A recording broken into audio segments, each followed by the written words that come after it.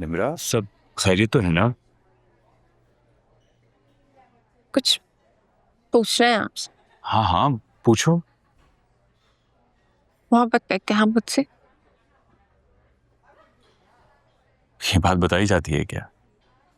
भाई, मैंने तो हमेशा से यही सुना है कि मोहब्बत के इजहार को लफ्जों की जरूरत नहीं होती। लेकिन हमें मिले हुए दिन ही कितने हुए हैं, आपको मुझसे इतनी जल्दी मोहब्बत कैसे हो सकती है? मोहब्बत के लिए गुजरे हुए दिनों का साथ जरूरी नहीं होता, ये तो आने वाले दिनों के साथ चलती है। अगर कोई इस मोहब्बत का भरम ना रख सके तो एक्सक्यूज मी। हेलो। निम्रा तुम्हारे साथ है? हाँ, मेरे साथ है। उसे लेकर फौरन उसके घर पहुंचो, मैं इंतजार कर रहा हूँ। लेकिन हुआ क्या है, सब खैरियत तो है ना? निकाह है तुम दोनों का आज। आज? अभी? ठीक है,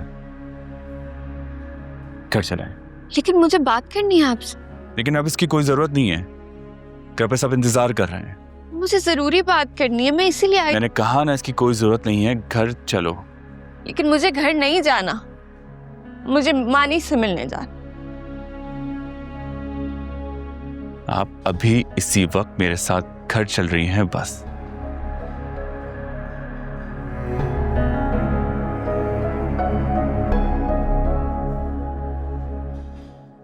वैसे ये अच्छा हुआ कि मानी नवाल के साथ बाहर चला गया। आई एम श्योर वो अब काफी अपने आप को बेहतर महसूस करेगा। खुदा मेरे मानी की परेशानियां खत्म करे। आमीन। हेलो। अस्सलाम वालेकुम मम्मी। मम्मी, मैं लाहौर जा रहा हूँ, घर आने का वक्त नहीं था, इसलिए आपको कॉल करके बता रहा हूँ। खैरियत तो है ना? लाहौर क्यों जा रहे हो? मलिहा को मेरी ज़रूरत है अम्मी। तुम्हारी बात हुई उससे? नहीं अम्मी, दुआ कीजिए बात हो जाए। अभी सिर्फ इतना पता है कि वो लाहौर में है और बहुत तकलीफ में है। मानी को बताया तुमने? नवाल उसे बाहर लेकर गई है। नहीं अम्मी, बाद में कॉल करके बताऊंगा उसे। अभी मलिहा के बारे में सुनकर परेशान हो जाएगा। आप बस दुआ कीजिए। जाओ बेटा, अल्लाह तुम्हें अपने हिफ्ज़ व अमान में रखे। और बात सुनो, जब वो मिल जाए ना तो इस बार अकेले मत आना, उसे साथ लेकर आना। और यकीन करो कि जब तक तुम नहीं लौटोगे ना, तुम्हारी माँ तुम्हारे लिए दुआएं करती रहेगी। खुदा हाफिज बेटा।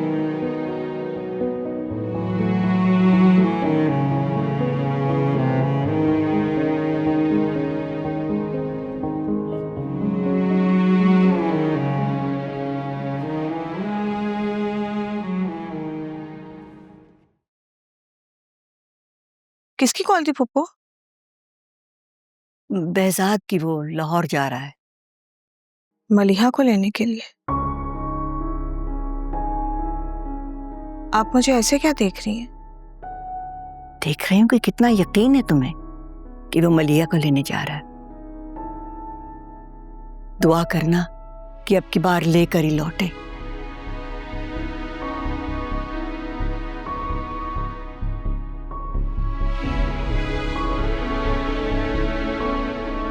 ये जिद का वक्त नहीं है बेटा, हमें सबके सामने शर्मिंदा ना कर। आप लोग अपने लिए शर्मिंदगी खुद इकट्ठी कर रहे हैं।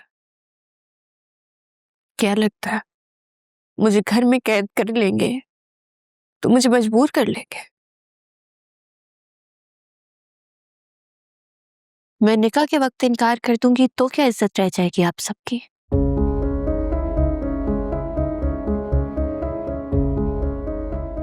निम्रा, आकिब तुमसे कुछ बात करना चाहते हैं।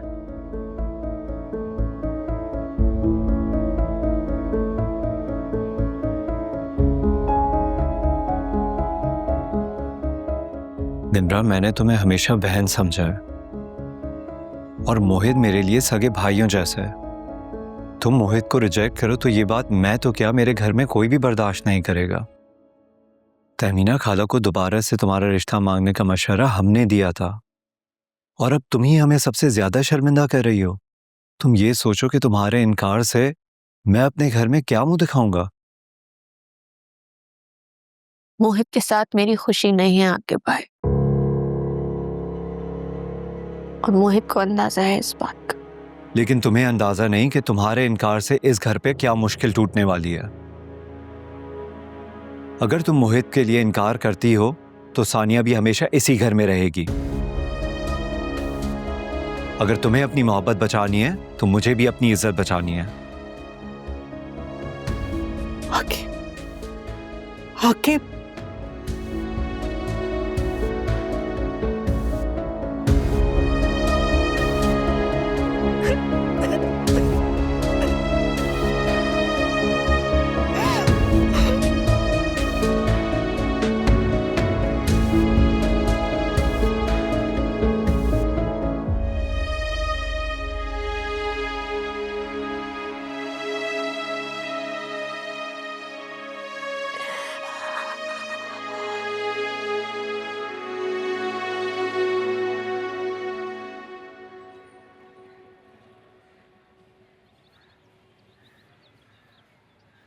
मामा,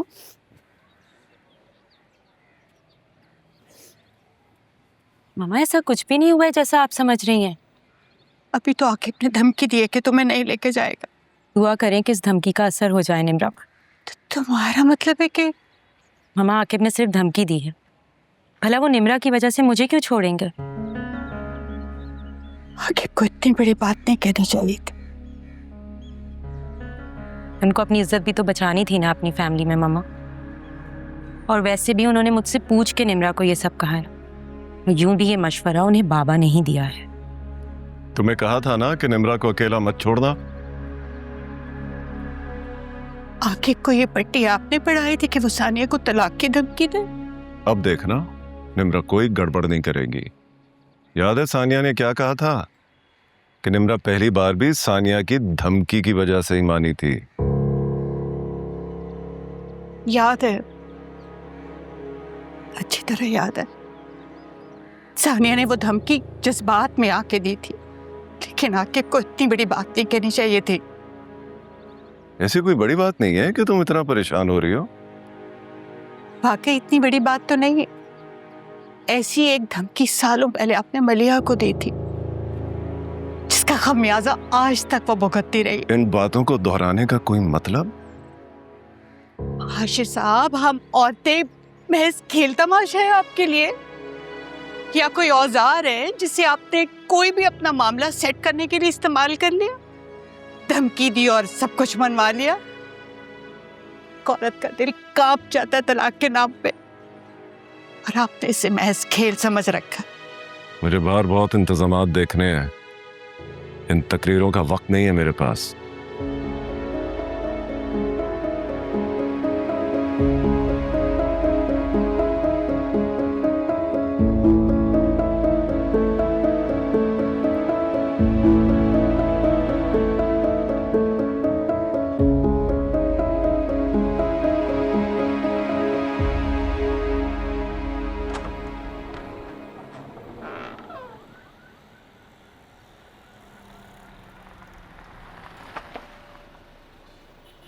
चलो मैं घर जा रही हूँ।